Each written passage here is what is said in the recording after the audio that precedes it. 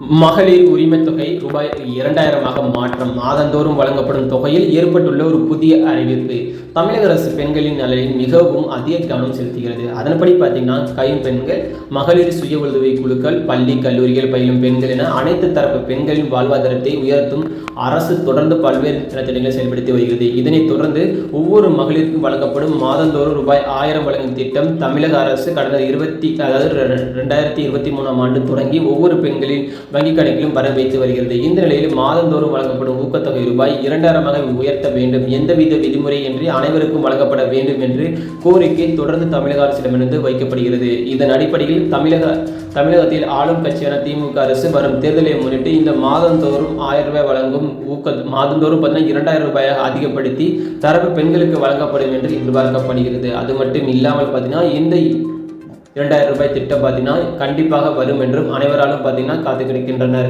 அது மட்டும் இல்லாமல் மகளிரின் உரிமை தொகை 2000 மாற்றப்பட்டுள்ளது, அடுத்த மாதத்திலிருந்து உங்கள் வங்கி கணக்கில் வரும் என்று பொய்யான தகவலும் பார்த்தீங்கன்னா ஒரு சில சோசியல் மீடியாக்களில் வெளியாகி வருவதால் அதை பார்த்தீங்கன்னா முற்றிலுமாக இப்போதைக்கு அதிகாரப்பூர்வ அறிவிப்பு வராததால் அதை பார்த்தீங்கன்னா பொதுமக்கள் யாரும் நம்ப வேண்டாம் என்றும் கூறப்பட்டுள்ளது. இதே மாதிரி பயனுள்ள தகவலை தெரிஞ்சுக்கொள்ள எப்போதுமே நம்ம சேனலோடு இணைந்திருங்கள். அனைவருக்கும் நன்றி, வணக்கம்.